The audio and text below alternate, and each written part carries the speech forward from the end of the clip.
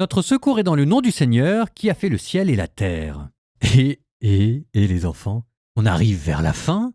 On a terminé la lettre aux Hébreux. C'est notre dernier bloc de lettres, les lettres johanniques. Et après, il va se passer quoi? J'ose même pas y penser. Oh, on n'y est pas encore. Alors, les lettres de Saint Jean. Déjà, est-ce que c'est vraiment Saint Jean qui a écrit ces lettres? Oui, on va la faire simple. Alors maintenant, c'est peut-être pas Saint Jean lui-même, c'est peut-être un de ses secrétaires ou de ses disciples. De fait, on pense que Saint Jean à Éphèse avait fondé une école johannique. Éphèse, on ne présente plus. Saint Jean a déménagé là-bas. Il a ensuite été exilé à Patmos et il est revenu où il est mort à Éphèse. Alors, autour d'Éphèse, il y avait énormément de petites églises qui dépendaient de cette métropole. Et en fait, ces lettres étaient des missives qu'on envoyait depuis Éphèse auprès de ces petites villes. Alors ces lettres, Jean en a écrit au moins 3 qu'on va lire, mais qu'on va lire dans un ordre inhabituel. Normalement, on lit d'abord 1 Jean, puis 2 Jean, puis 3 Jean. Sauf que nous, on va faire exactement le chemin inverse. Alors je sais pourquoi je le fais. On va d'abord lire 3 Jean, puis 2 Jean, puis 1 Jean. Pourquoi cet ordre-là ? Tout simplement parce que c'est l'ordre historique. Jean a d'abord écrit la 3e lettre de Saint Jean, puis la 2e, puis la 1re, et simplement, comme la 3e c'est la plus courte, c'est celle qui se retrouve dans le Nouveau Testament à la fin. Il ne faut pas confondre la longueur d'une lettre avec sa date de parution. Alors dans la 3e lettre de Saint Jean, très courte, vous verrez apparaître un conflit d'autorité dans les premières communautés. Il y a un petit côté inside, c'est comme si jamais on voyait les coulisses des premières communautés chrétiennes. Et puis après, on va aller sur la 2e lettre de Saint Jean, là aussi très courte, qui s'adresse à des problèmes de faux docteurs, des gens qui prêchent que Jésus n'est pas venu dans la chair mais qu'il n'avait qu'une apparence.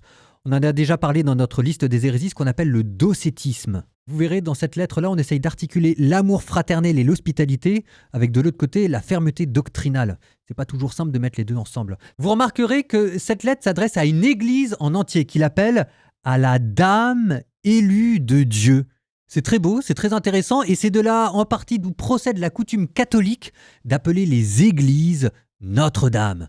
C'est un petit clin d'œil à la Vierge Marie, mais c'est aussi le fait que l'église est l'épouse du Christ. Et ça vous vient de la Bible. Bon, et dans les commentaires, on parlera de la première lettre de Jean, parce que c'est elle qui va terminer notre lecture. On lira le prologue, le premier chapitre de cette lettre.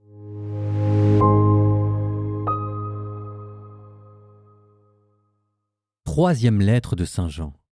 Moi, l'ancien, à Gaius le bien-aimé, que j'aime en vérité.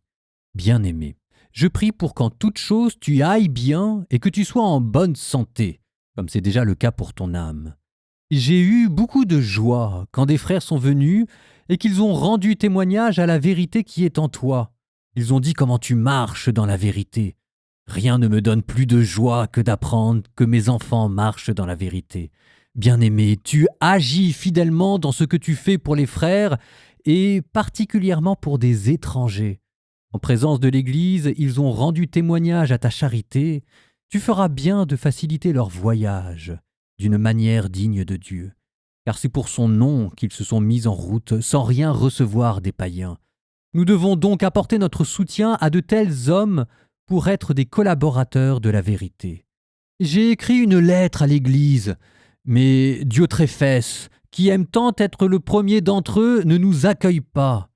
Alors si je viens, je dénoncerai les œuvres qu'il accomplit. Il se répand en paroles méchantes contre nous.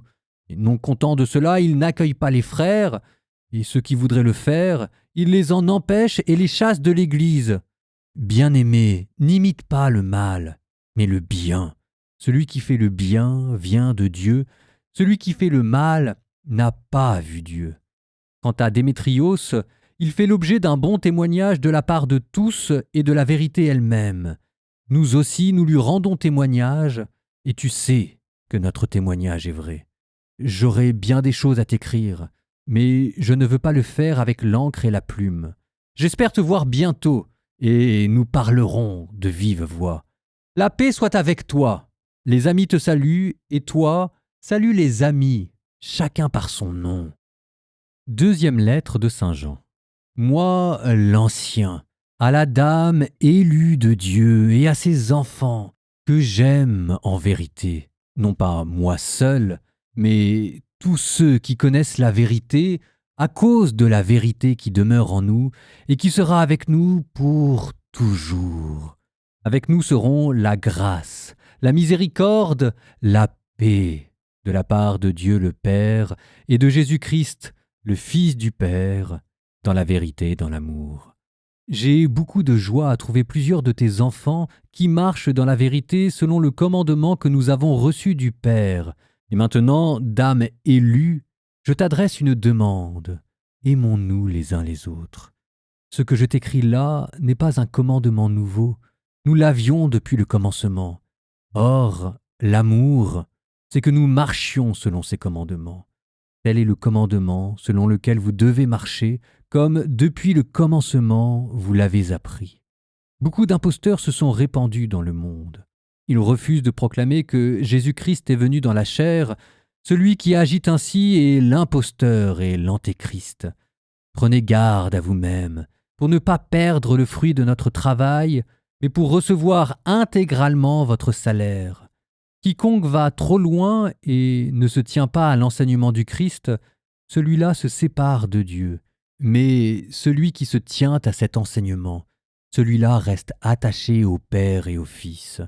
Si quelqu'un vient chez vous sans apporter cet enseignement, ne le recevez pas dans votre maison et ne lui adressez pas votre salutation, car celui qui le salue participe à ses œuvres mauvaises. J'ai bien des choses à vous écrire. Je n'ai pas voulu le faire avec du papier et de l'encre, mais j'espère me rendre chez vous et vous parler de vive voix, afin que notre joie soit parfaite. Première lettre de Saint Jean.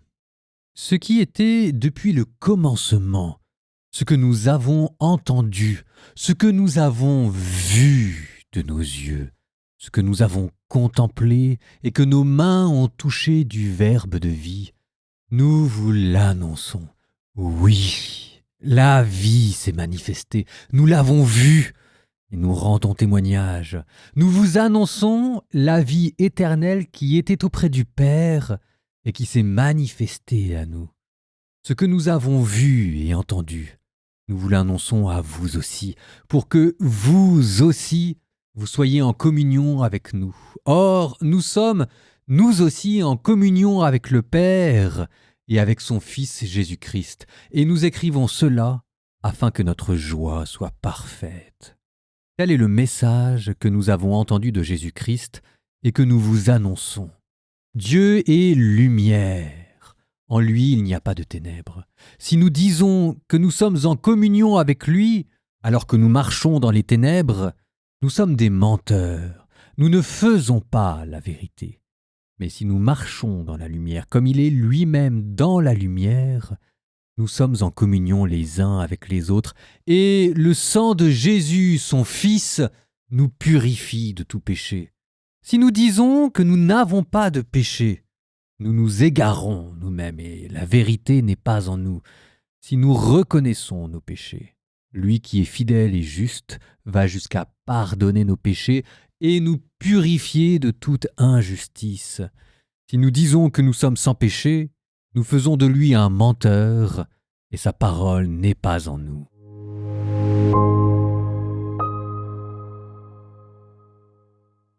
C'est beau de terminer toutes ces lettres du Nouveau Testament par la première lettre de Saint Jean. J'avoue que je l'avais un peu fait exprès, je vous ai gardé le meilleur pour la fin. On dit de Saint Jean qu'à la fin de sa vie, il ne cessait de répéter « Aimez-vous les uns les autres, aimez-vous les uns les autres ». Il ne disait plus que cela. Alors je reprends avec vous quand même ce prologue qui est digne du prologue de l'évangile selon Saint Jean. L'évangile selon Saint Jean, c'était « Au commencement était le Verbe, le Logos ». Et ici, c'est « Ce qui était au commencement ». C'est le temps de l'éternité et du principe. Ça veut dire que la révélation est inscrite dans le plan divin éternel. Ensuite, on continue. Ce que nous avons entendu, ce que nous avons vu, ce que nous avons contemplé, ce que nos mains ont touché. Vous voyez 4 verbes de perception, mais de plus en plus forts. On est du plus lointain au plus proche. Entendre, voir, contempler qui est à la plénitude de la vision et toucher qui indique un rapport de proximité et d'immédiateté. Ce qu'ils ont entendu, vu, contemplé et touché, c'est quoi? C'est le verbe de vie. Et là, je pense que c'est pas mal de retourner au grec. Le logos de vie, qu'on pourrait traduire encore par le sens de la vie. Ce qu'ils ont vu, ce qu'ils ont entendu, ce qu'ils ont touché, c'est le sens de la vie. Pour nous, le sens de la vie, c'est une idée abstraite. Non, en fait, c'était quelqu'un qui est venu dans la chair, c'était une personne. Ils ont vu devant leurs yeux le sens de la vie. C'est extraordinaire. Du coup, toucher le sens de la vie, c'est avoir la vie éternelle en soi. Et c'est ça ce que eux annoncent. C'est ça l'évangélisation. Je vous cite, « Et nous écrivons cela afin que notre joie soit parfaite. » L'évangélisation, c'est pas simplement proclamer que Jésus-Christ est mort et ressuscité. J'allais dire, c'est même pas simplement proclamer l'amour de Dieu ou l'amour du prochain.